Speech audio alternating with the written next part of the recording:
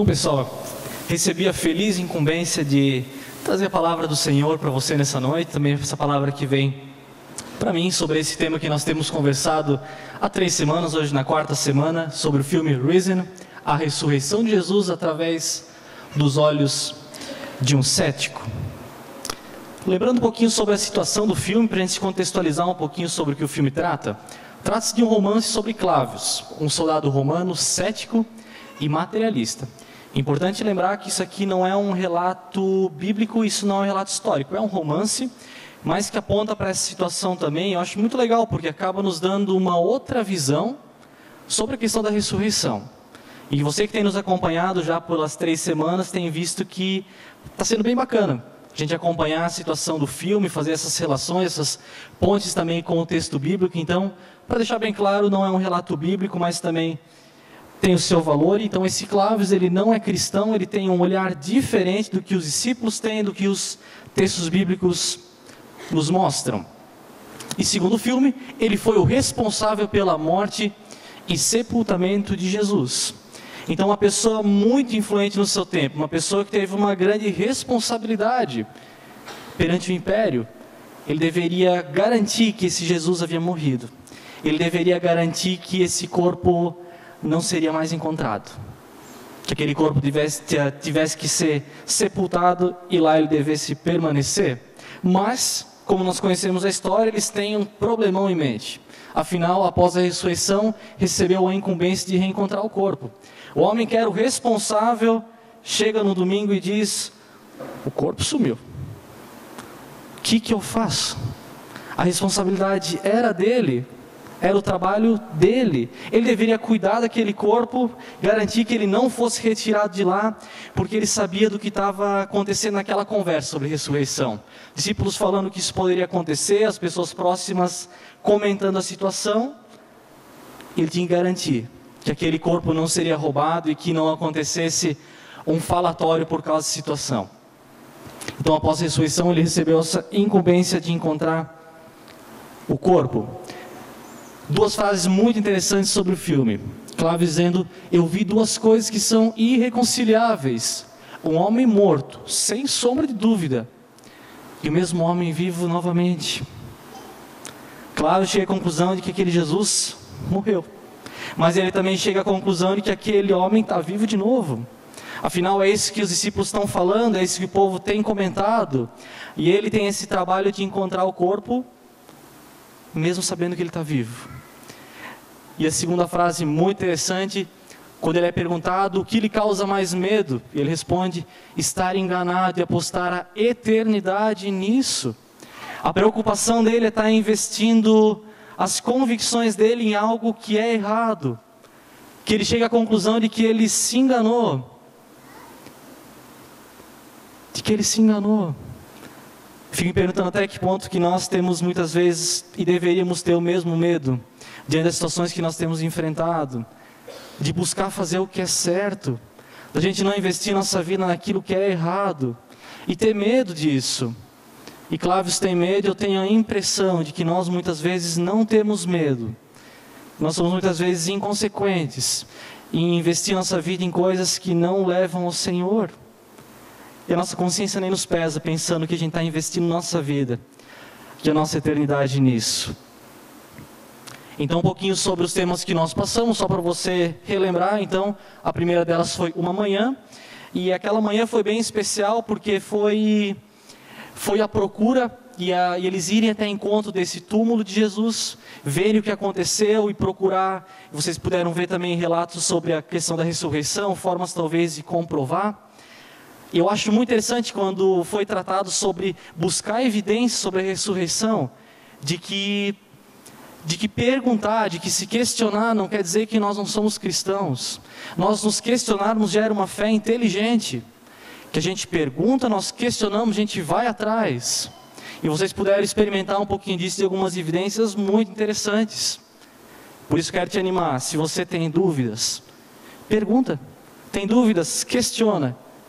Isso gera fé inteligente, não uma fé cega que se ilude com qualquer coisa, que vai atrás de qualquer vento de doutrina. Não, é fé inteligente. A segunda delas foi, então, um efeito. Então, aquilo que aconteceu depois da ressurreição, então, o aumento da igreja, o crescimento, fortalecimento e o anúncio do evangelho, um dos efeitos bem pontuais. Semana passada vimos sobre uma reação, então a gente pôde ver um pouquinho sobre a história de Paulo também em Atenas. Paulo ele tem que achar uma forma de lidar com a situação da ressurreição e encontrar pontes para falar daquilo para um povo totalmente pagão, que tinha vários deuses. Então, teve essa reação de ter que ir anunciar e defender também sua fé, muitas vezes, sobre o que havia acontecido. E hoje queremos tratar um pouquinho sobre uma esperança. Minha primeira pergunta para você, para a gente refletir um pouquinho: vale a pena estar aqui? Essa pergunta não tem relação com você estar aqui nessa noite, principalmente, mas da nossa existência. Vale a pena? Vale a pena a nossa existência? Vale a pena a nossa vida? E três coisas bem interessantes. Primeiro, a nossa realidade atual não é animadora. Poucos se arriscam em dizer que tudo está bem. Você e eu, olhando para o nosso contexto atual, poucos conseguem levantar a mão e dizer: está tudo beleza. Seguimos normalmente, nossa vida é boa, não temos enfrentado dificuldades. Creio que nós vemos um momento bem contraditório. Ou nós temos que acompanhar a votação no Congresso sobre a questão de corrupção, e você tem que ligar a tua TV e você vê as questões de corrupção. Você liga alguns noticiários onde você tem que presenciar mortes todos os dias. E como diria minha avó, parece que o mundo cada vez piora. Parece que cada vez está piorando. A nossa real situação não é muito boa. Segundo, inevitavelmente nós colocamos em dúvida o real propósito e sentido da nossa vida. Porque quando as coisas estão bem, nós facilmente vemos que a nossa vida tem propósito, que a nossa vida tem para onde ir, que nós temos um norte. Mas quando a gente tem uma situação adversa, onde as coisas realmente não são boas, a gente começa a colocar em dúvida: o que eu estou fazendo aqui? Porque eu tenho que vivenciar coisas tão ruins todos os dias? Porque eu tenho que assistir a TV, ligar o meu televisor todo dia e ver tanta violência, tanta barbaridade? Por que nós temos que ser roubados dia após dia? Por quê? Qual é o nosso propósito? Onde nós vamos encaixar? E não, em última instância, o que nós temos que fazer? Qual a nossa real função? Terceiro, ainda há esperança para a humanidade? Aliás, onde repousa a nossa esperança? Onde tem repousado a tua esperança? Quando a gente olha de novo para o nosso cenário atual e diz que tudo está muito difícil, onde é que você tem se segurado para dizer que o negócio vai melhorar? Onde você tem se segurado? Nos são dadas várias opções no nosso dia a dia, em questões bem pontuais, onde é que a gente pode se segurar, encontrar esperanças momentâneas, mas eu quero saber de você. Eu quero perguntar isso novamente nessa noite para mim: onde está a minha esperança? Onde está a esperança da nossa humanidade? Muito interessante a frase de um filósofo, matemático, engenheiro, e ele viveu no tempo antes de Cristo. Ele diz, esse Tales de Mileto: a esperança é o único bem comum a todos os homens. Aqueles que nada mais têm, ainda possuem. Uma pessoa antes do tempo de Cristo dizendo que a esperança ela é comum a todo ser humano. Não importa a classe social, não importa a situação que tem vivido, a esperança é algo que faz parte da nossa existência. Seja alguém que está bem, seja alguém que tem passado dificuldades, a esperança faz parte. Mesmo aqueles que nada mais têm, ainda a possuem. É isso aqui que segura a pessoa que tem passado por dificuldades, para que ela consiga dormir e dizer: amanhã vai melhorar. Para ela olhar para o cenário em que ela tem vivido e dizer: pode melhorar. Amanhã pode ser melhor, a minha vida pode ser melhor. A esperança faz parte da vida do ser humano. Um relato antigo sobre uma pessoa que falou de esperança. Mas a gente também não pode fugir dos relatos atuais que falam de esperança, e as músicas nos ajudam muito para isso. Músicos de Jota Quest, talvez alguns passaram por essa fase de conhecer essa música, e diz que nós vivemos esperando dias melhores, dias de paz, dias a mais, dias que não deixaremos para trás. Vivemos esperando o dia em que seremos melhores, melhores, melhores. Melhores no amor, melhores na dor, melhores em tudo. Para mim isso aqui é um grupo que consegue expressar na música o anseio do ser humano. O ser humano que quer viver dias melhores. Quem de nós que consegue se acomodar e dizer, do jeito que tá bom, eu não quero mais melhorar. Todos nós sempre temos um norte. E a pessoa que não sonha com algo melhor não sabe para onde está indo. Se nós não temos propósito de vida, nós não sabemos para onde a gente vai. Aí qualquer vento ajuda. Se não sabe para onde vai, qualquer vento ajuda. E nós temos buscado dias melhores, dias de paz, dias para não serem mais deixados para trás. Em dias em que também nós seremos melhores. E por isso falar em situação de esperança tem a ver com a tua vida, com a minha vida, com o que nós temos feito. Não é a gente dizer, o dia que o governo melhorar, o dia que o meu vizinho melhorar, o dia que a minha esposa melhorar, o dia que o marido melhorar. Não, o dia que nós seremos melhores. Um dia que o Aislan poderá dizer para si mesmo, hoje eu estou buscando ser melhor, ser uma pessoa melhor. Você temos buscado isso, ser pessoas melhores, viver algo melhor. A gente vê uma frase de um filósofo antigo antes do tempo de Cristo. Ele fala de esperança. Nós ouvimos umas frases de uma música atual, falando de dias melhores. Porque o ser humano busca por dias melhores. A internet sempre nos ajuda também para a gente ter um norte sobre como procurar dias melhores. E eu fui procurar no tio Google o que ele me diz sobre encontrar e a gente ter dias melhores. E tem um site chamado Ciclo Vivo. E vai falar sobre 10 atitudes para você deixar o mundo melhor. Primeiro deles, plante pelo menos uma árvore. Se você não plantou sua árvore, planta uma árvore que tudo vai melhorar. Segundo, cuide do seu próprio lixo. Terceiro, evite desperdícios. Quarto, pense e repense antes de comprar. Quinto, cuide das pessoas e dos animais. Sexto, vote consciente, acompanhe e cobre. Sétimo, economize água e energia. Isso aqui resolveria algumas das minhas contas. Oitavo, cuide do local onde você mora. Nono, use bem os meios de transporte. Décimo, passe isso adiante. Eu não quero tirar a importância dessas atitudes, creio que são atitudes muito boas.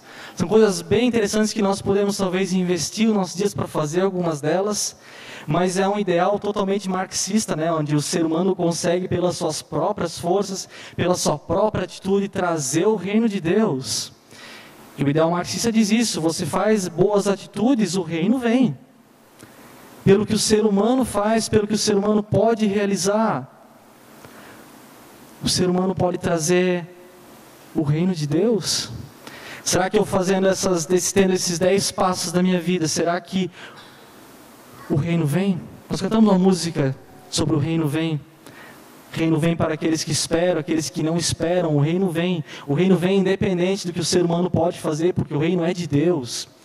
O ser humano não tem o poder de dizer, Senhor, vem agora. Pode ser o nosso desejo, mas nós não podemos dizer, Senhor, você vai ter que trazer o reino agora, porque eu me sinto pronto. O ser humano, pelas próprias forças, não consegue trazer o reino de Deus e não consegue deixar o mundo totalmente melhor. Mesmo que sejam atitudes bem interessantes. O ser humano tem buscado por dias melhores através, primeiro, muitas vezes por uma melhora financeira. Onde nós pensamos que se o emprego ficar melhor, se aquela promoção chegar, aí o negócio vai ficar bom. Se chegar no final do mês e não faltar mais dinheiro, aí o mundo vai ser melhor, os dias serão melhores. Se você receber aquela promoção, aí os dias serão melhores. Será que é um bom ideal para se buscar? Achar que uma simples melhora financeira torna a nossa vida melhor? Tem pessoas que podem ter muito dinheiro e não têm vivido dias melhores. E tem pessoas muito humildes que têm vivido dias muito bons.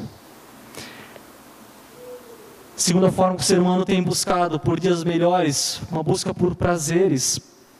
Prazeres os mais diversos, onde o ser humano tem buscado se sentir bem, muitas vezes só consigo mesmo, onde nós temos vivido problemas relacionais, onde a gente vive na busca incessante de sentir algo novo, de sentir algo especial, nos perdido em prazeres que o mundo nos oferece dia após dia, e você e eu somos tentados a embarcar em muitos deles.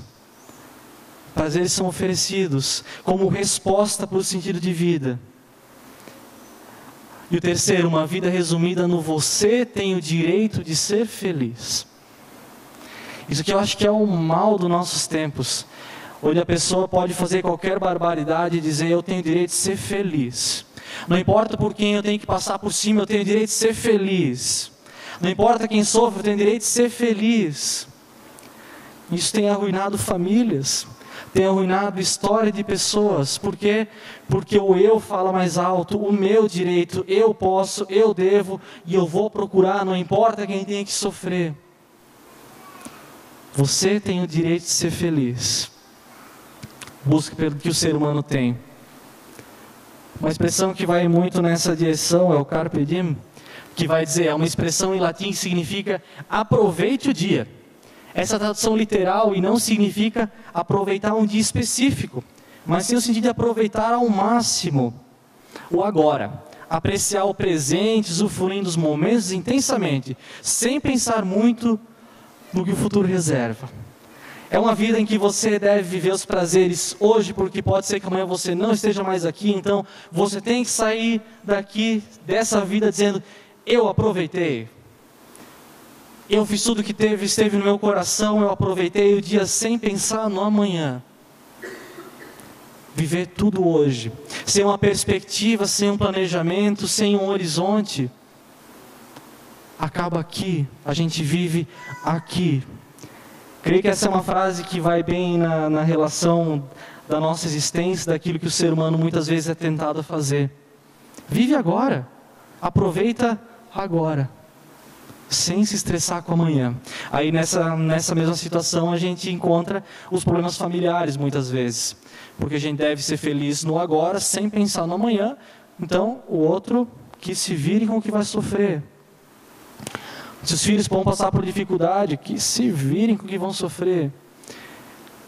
Filhos também têm feito isso com os pais muitas vezes, onde há um desprezo da relação pai para filho, filho para pai, porque a gente tem o direito de curtir a vida hoje. E os pais são muitas vezes chamados de caretas, né, por não aceitarem algumas coisas e querem dar um norte para os filhos e eles não estão nem aí. Por isso eu quero dizer, a bronca não é só para pais, mas também para filhos. Viver agora, viver intensamente hoje. Mas a pergunta que fica, o que será que as Escrituras nos mostram sobre busca por esperança? A gente conseguiu dar uma pincelada um pouco do que a humanidade tem falado sobre busca, aquilo que te é oferecido, mas a nossa pergunta vai nessa direção, o que a palavra diz? O que o Senhor vai dizer sobre essa situação toda? Te convido a acompanhar um texto de 2 Coríntios 4, 13 a 18, que tem falado nessa direção. Paulo dizendo para a comunidade, está escrito, cri, por isso eu falei. Com esse mesmo espírito de fé, nós também cremos, e por isso falamos. Porque sabemos que aquele que ressuscitou o Senhor Jesus dentre os mortos, também nos ressuscitará com Jesus, e nos apresentará com vocês. Tudo isso é para o bem de vocês, para que a graça que está alcançando um número cada vez maior de pessoas, faça que transbordem as ações de graça para a glória de Deus. Por isso nós não desanimamos. Embora exteriormente estejamos a desgastar-nos, interiormente estamos sendo renovados, dia após dia. Pois os nossos sofrimentos leves e momentâneos estão produzindo para nós uma glória eterna, que pesa mais do que todos eles. Assim fixamos os olhos não naquilo que se vê, mas no que não se vê. Pois o que se vê é transitório, mas o que não se vê é eterno. Quero chamar a atenção para 4 aspectos centrais sobre esse texto. Em primeiro lugar, a esperança em Cristo ela é fundamentada. O texto nos diz no versículo 18, assim nós fixamos os olhos não naquilo que se vê, Não naquilo que se vê, mas naquilo que não se vê. Tem um local onde a nossa esperança ela deve estar fundamentada. O texto vai falar sobre aquilo que não se vê. E é interessante a gente pensar em fixar os olhos no que não se vê. Fixar normalmente é mais fácil quando você tem algo concreto para olhar e dizer, vou fixar aqui nesse horizonte e para cá que eu vou. E quando não se tem algo tão concreto, e o Senhor nos conclama a fixarmos os olhos. Nas Escrituras notamos um paradoxo, que ele é temporal e atemporal. Por quê? No Antigo Testamento, o povo deveria viver com os olhos no Senhor, mas ao mesmo tempo ser exemplo para o próximo. Esse foi um dos grandes propósitos do povo de Deus, o povo que é liberto do Egito, para que eles fossem exemplo, para que eles pudessem influenciar a realidade onde eles estavam inseridos. Deus não chamou aquele povo para que eles vivessem num mundo isolado, num mundo à parte, mas chamou para eles serem exemplo. Vivessem no temporal, mas também tivessem um olhar atemporal, que é olhar para o Senhor. Que o Senhor que não se encaixa nos nossos padrões de tempo. É olhar para cima, mas também olhar para o lado. Olhar para o que o ser humano está vivendo. Olhar para o exemplo que ele daria para os povos que estavam ao redor dele. E a gente tem que lembrar um pouquinho que a situação era pagã. Então o sincretismo também muitas vezes com vários deuses, idolatria. E daí vem o povo de Israel monoteísta, diz, nós temos só um Deus. E os outros povos tinham um Deus para cada coisa. Tinham um Deus para cada realidade, para cada situação. E o povo deveria ser exemplo. Isso aqui já chama nossa atenção para uma responsabilidade que nós temos perante o Antigo Testamento. Sermos exemplo. Que as pessoas pudessem olhar para o povo e dizer, eu quero esse Deus. Será que as pessoas olham para a tua vida e para a minha vida e dizem, eu quero esse Deus também? As pessoas querem esse mesmo Deus que nós temos servido? Segundo detalhe, no Novo Testamento, vai na mesma direção, temporal a temporal, porque o povo deveria ter os olhos na eternidade, mas ao mesmo tempo, vivendo o reino hoje. O povo é conclamado a estar junto. Depois da ressurreição, o povo deveria se manter unido. Em Atos vai falar isso da comunhão dos discípulos, que eles partiam o pão juntos, tinham tempo de comunhão.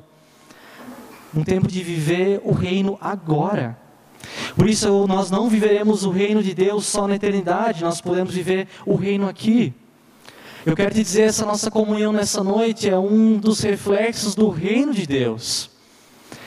Porque comunhão vem do Senhor. Essa comunhão por um ideal comum vem do Senhor.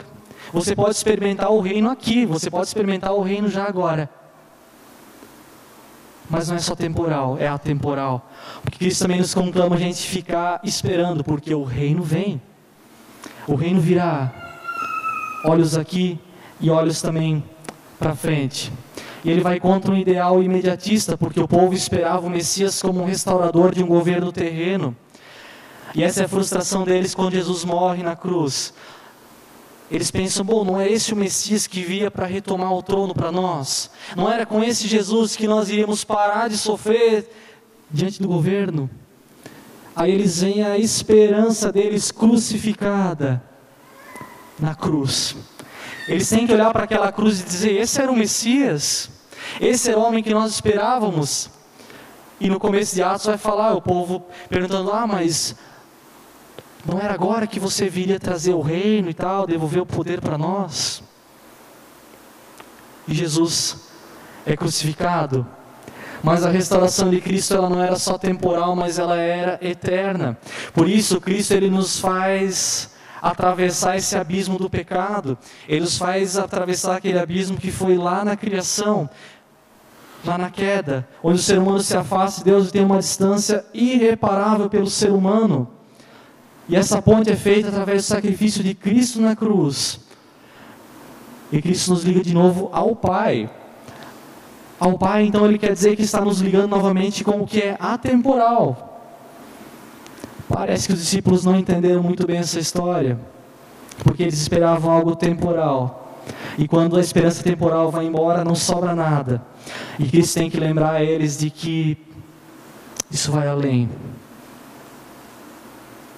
Vivemos no paradoxo do já e do ainda não. Por isso nós viveremos a consumação de todas as coisas somente na eternidade.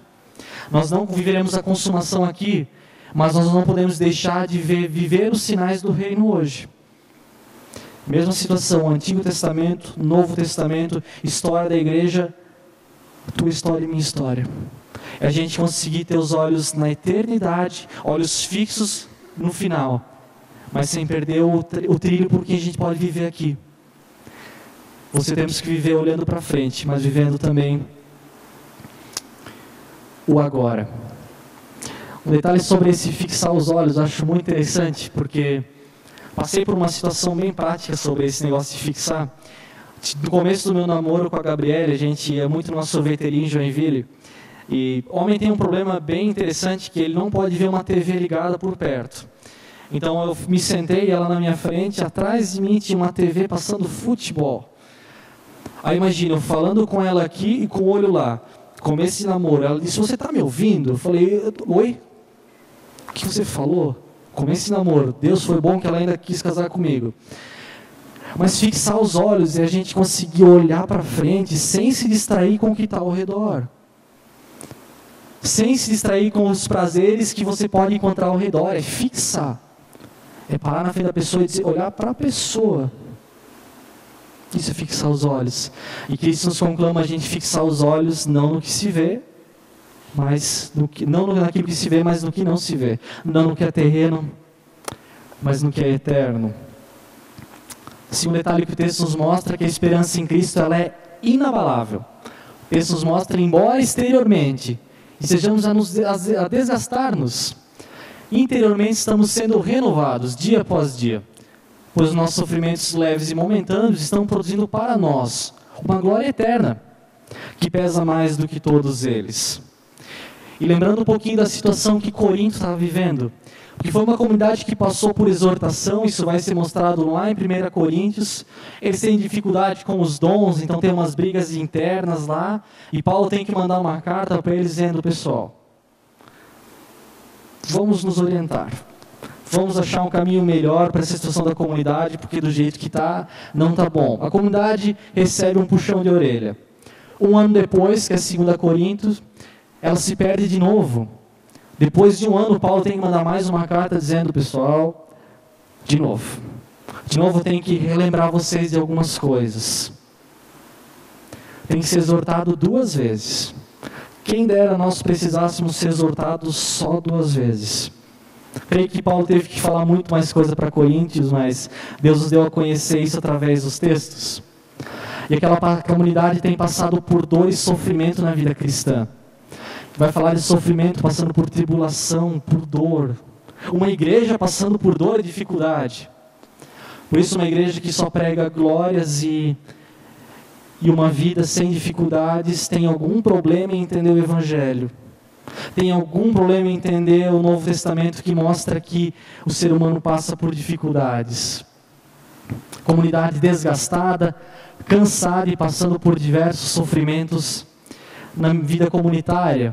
Mas mesmo sofrendo, o que ela tem passado está sendo usado para gerar algo que é eterno. Interessante como nós, seres humanos, nós somos ensinados por meio da dor, muitas vezes. Quando a gente sofre, a gente parece que aprende muito mais do que por exortação. Parece que a criança ela aprende muito mais quando ela encosta o dedo na tomada do que quando você fala que não é para pegar. E você diz, não, dá choque, não dá choque, e não dá choque. E ela diz, eu vou lá pegar. E ela encosta e toma um choque. Depois ela nunca mais encosta. O ser humano faz isso. O ser humano acha que não vai ter problema, não vai ter problema e não vai ter problema. E aí quando encosta, se dá mal, se machuca, e o ser humano aprende. E a comunidade de Corinto tem passado por aprendizado porque está sofrendo. Deus transforma a nossa vida através também do sofrimento.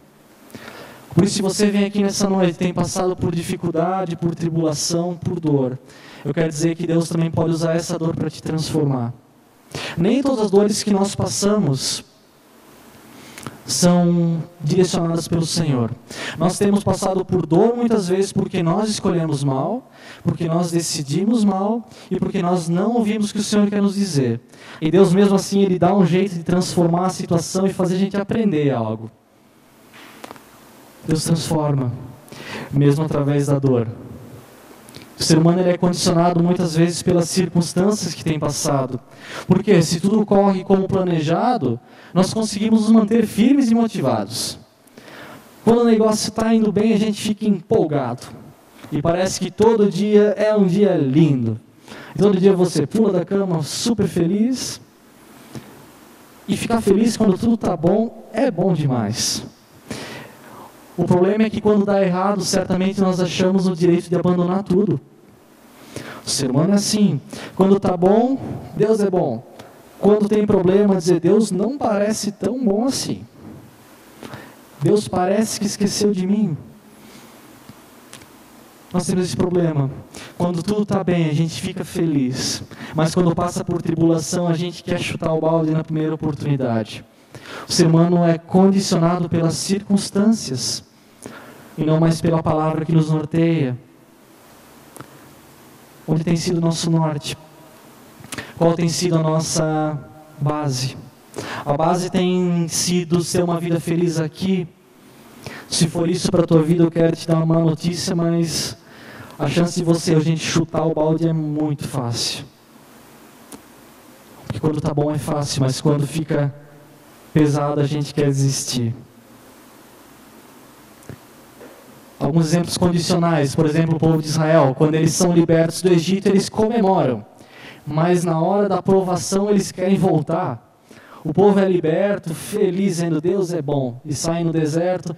Aí quando começa a ficar com fome, começa a dizer, olha, quem dera a gente ficasse preso no Egito, comendo as carnes de panela do Egito. Lá era bom, aqui está horrível.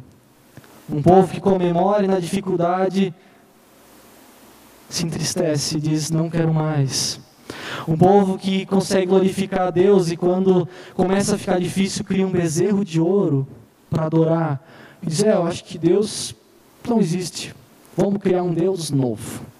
E a nossa humanidade tem essa capacidade também de fazer, criar vários deuses, várias coisas para a gente cultuar.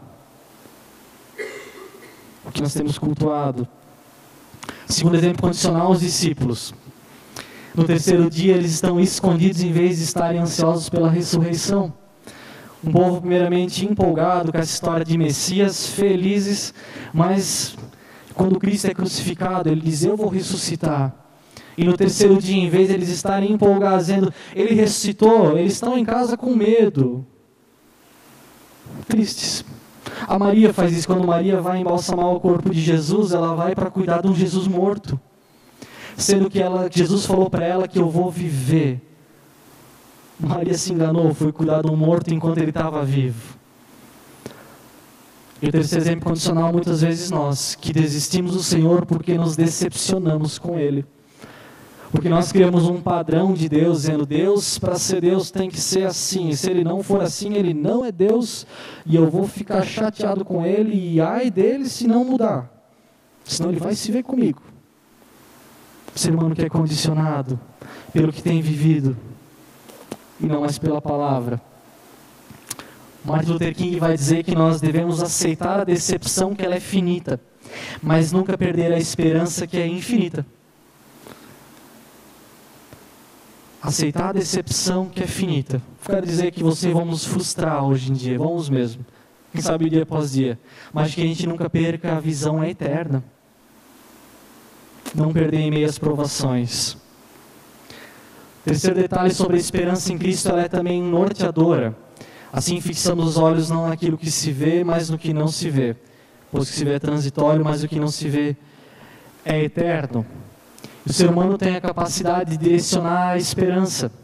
Quer dizer, esperança não tem a ver com a atitude simplesmente de Deus te dar, mas também tem uma relação com o que você quer fazer pela sua vida, o que eu quero fazer com a minha vida. E para a gente direcionar a esperança, ela vai estar ligada com a gente ter um horizonte claro de onde nós queremos chegar. Se nós não sabemos onde nós queremos chegar, qualquer lugar está bom. Se nós não temos horizonte claro, qualquer lugar está valendo. Para direcionar, nós temos que saber para onde a gente vai. Segundo, nós temos que abandonar os caminhos que podem atrapalhar a chegada no destino. O GPS faz isso muito bem. Ele te dá uma rota, ele não deixa você entrar por uma rua que você não deveria. Mesmo assim o ser humano entra, mas nós deveríamos abandonar as rotas alternativas. Aquela velha situação do homem, o homem é legal com isso, né? Ele diz, eu tenho um atalho. Acho que 80% dos meus atalhos dão muito errado no carro. Abandonar os caminhos que podem te atrapalhar. Se você tem um horizonte claro, abandona o restante. E terceiro, estar atento se estamos ainda no caminho certo. Direcionar nossa esperança vai estar ligada com essas três questões. Ter um horizonte claro, abandonar aquilo que pode atrapalhar e ficar de olho se você ainda está no caminho. Para que a gente não perca o nosso horizonte. O ser humano é capaz de investir anos de estudo para melhorar a vida de pessoas. Avanços tecnológicos, avanços medicinais mostram isso. O ser humano é muito bom. Deus foi muito bom com a capacidade que Ele deu para o ser humano. Ele é capaz de encontrar solução para problemas quase insolucionáveis. Quando a gente acha que algo não tem mais jeito, o ser humano dá um jeito de resolver. De combater a corrupção e as injustiças do nosso país. O ser humano consegue se levantar e dizer, está errado. O ser humano foi dotado de tal capacidade perante Deus para fazer muita coisa, mas muitas vezes não consegue notar que muitas das buscas são um círculo vicioso, onde nós temos buscado por prazer, prazer, prazer, e cada vez mais, mais, mais, procurar por dinheiro, dinheiro, dinheiro, dinheiro, e cada vez a gente quer mais e nunca está satisfeito. Nossas buscas que fazem a gente ficar andando em círculos.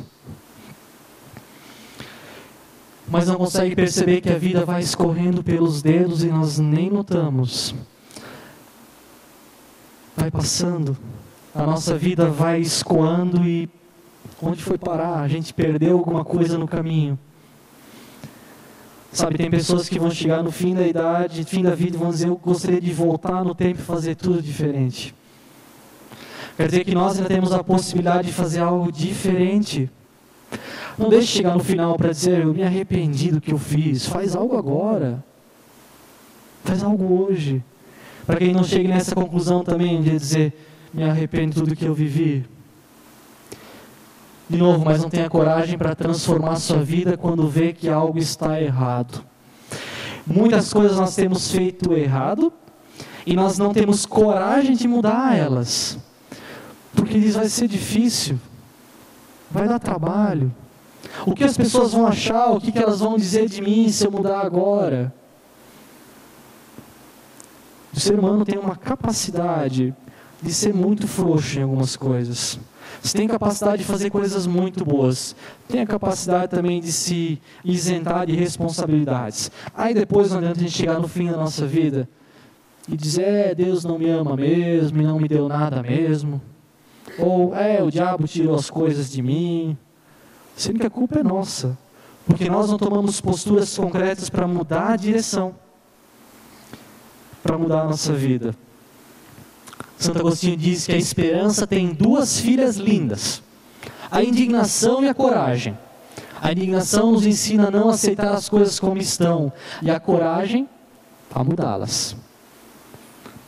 Duas filhas lindas, coragem e indignação. A gente tem que ficar indignado com o que está acontecendo de errado.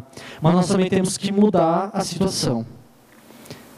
Por isso nada adianta a gente ir para as ruas, questionar, reclamar e querer os nossos direitos, se nós não temos coragem de mudar a nossa vida. Quer dizer que as mudanças começam em nós e não com o governo. Começa quando nós somos honestos. Começa quando nós temos atitudes certas. Não saber o que está errado, mas ter a capacidade de mudar. E o último detalhe, a esperança em Cristo, ela é eterna.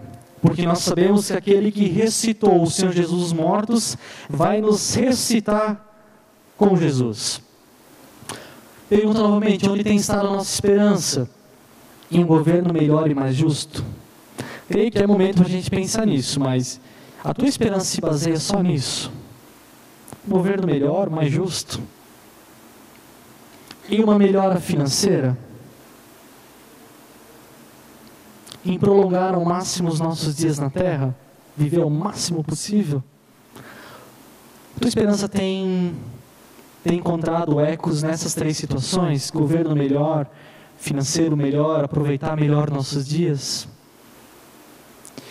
Muitas das nossas esperanças terrenas têm tirado o nosso foco que é eterno, porque o governo terreno não foi a salvação prometida por Cristo. Eu quero dizer de novo, a gente não pode agora se isentar e dizer, então o governo tem que ficar do jeito que está mesmo. Não, muito pelo contrário. Mas Cristo não nos garantiu que nós teríamos uma vida de governo boa aqui. Não foi essa a promessa dele. Mas, de novo, nós temos que lutar por isso. Lutar por viver o reino aqui. Mas não foi a grande promessa. Segundo, as riquezas que herdaremos não têm ligação com questões monetárias. Quando Cristo vai falar que nós teremos riquezas perante o Senhor, Ele não está dizendo que você vai ser rico. Não está falando. Ele está apontando de novo para algo que é eterno. Então, a gente não pode se iludir. Deixar que vida com Cristo vai ser a nossa boa aposentadoria financeira. Terceiro, quando o leito de morte chegar, onde nós teremos nos apegado? Onde a gente vai se apegar quando o leito de morte chegar para as nossas vidas? E Cristo falou que nós vamos passar pela morte terrena mesmo. Então, no dia que Deus chamar a tua fichinha, vai dizer, é você não pode mandar o da frente. O que a gente vai ter nas nossas mãos? Qual vai ter sido a nossa esperança? Onde nós nos apegamos? Onde o ser humano tem direcionado a sua atenção? Tim Keller vai dizer, Maria, mãe de Jesus, era ninguém e se tornou maior do que todo mundo, apenas porque Deus veio, foi até ela e ela respondeu com a maior humildade possível. Primeiro, ela raciocinou pela situação da gravidez de Jesus. Segundo, ela duvidou. Em terceiro, ela se rendeu. E quarto, ela se conectou com outras pessoas. Ela foi falar com Isabel, o texto vai falar que ela foi lá dizer e contar o que aconteceu e tudo. Você também pode fazer isso. Eu quero dizer que Deus é esse que vem nessa noite, Ele também quer ter uma conversa contigo. Mesmo que a gente chegue perante Deus e diga, Senhor, isso tudo não parece muito lógico para mim. Senhor, eu tenho dúvidas. E tem coisas que eu não consigo entender. Isso tudo parece não fazer sentido, Senhor. Eu tenho dúvidas. E as dúvidas, de novo, as dúvidas não nos levam, em primeiro lugar, ao ceticismo. As dúvidas podem nos levar para uma fé inteligente. Uma fé que não se ilude. Mas Maria teve o passo de se render para a situação. Ela questionou, ela duvidou. Mas ela se rendeu quando ela entendeu aquilo. Eu quero dizer que o Deus que faz com que Maria entenda a situação inexplicável da ressurreição, é aquele que pode, da vida de Jesus. É esse que pode de novo nessa noite te dizer, eu te faço entender se você quiser. Mas até que ponto nós estamos prontos para a gente se render? Se render, se conectar com a comunidade, se conectar com as pessoas para que a gente entenda. Finalizando, para refletir, para a gente praticar um pouquinho. Até que ponto nossas dúvidas sobre a ressurreição têm embasamento crítico ou simplesmente por uma falta de rendição? Maria se rendeu. Ela foi crítica, mas conseguiu se render. Até que ponto a gente se prendeu nas dúvidas e a gente não quer mais se abrir para entender algo novo? E por isso que é te oferecido nessa noite é entender algo novo. Eu quero dizer que esse algo novo é bom, mas vai partir de um passo de você e nós temos que de novo nos rendermos. Segundo, sendo cristãos, nós estamos tendo um olhar temporal para o nosso próximo? Estamos tendo uma perspectiva atemporal que vai refletir na eternidade? Você e eu temos conseguido viver isso de um relacionamento com o próximo e de um relacionamento com Deus? Você temos vivido isso? Temporal e atemporal, viver o reino agora, mas esperar ansiosamente pela volta de Jesus. Quem dera Jesus voltasse hoje, quem dera Ele voltasse hoje, para a gente ir para casa. E a vida com Cristo vai te levar um dia para a casa do Pai.